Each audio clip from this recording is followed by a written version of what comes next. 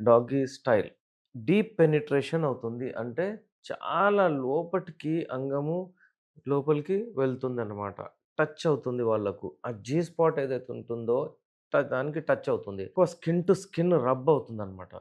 అందుకే 90% మందికి నచ్చేది ఇది బెస్ట్ పొజిషన్ భంగిమ.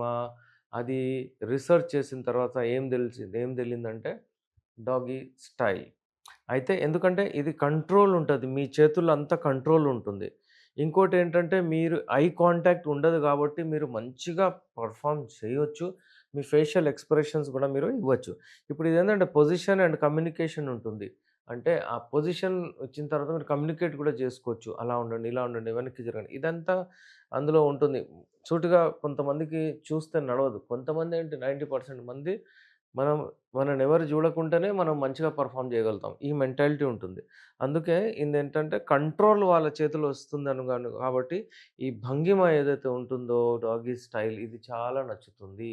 ఈ పొజిషన్‌లో జేస్తే అమ్మాయికి తృప్తి పరచడం 100% అది మంచిగుంటుంది. కానీ ఇందులో శ్రమ ఎక్కువుంటుంది. వర్క్ ఎక్కువుంటుంది. చాలా వర్క్ హార్డ్ జేయాల్సొస్తుంది. ఎనర్జీ ఎక్కువ కన్జ్యూమ్ అవుతుంది. అందులో ఏందంటే అలసిపోతారు తొందరగా. అందుకే స్టామినా గూడా మంచిగుండాల్సొస్తది. ఇలాంటి మరిన్ని అప్‌డేట్స్ కొరకు చూస్తుండండి. నేను మీ doctor SR Rehman MD Unani Nampally Hyderabad.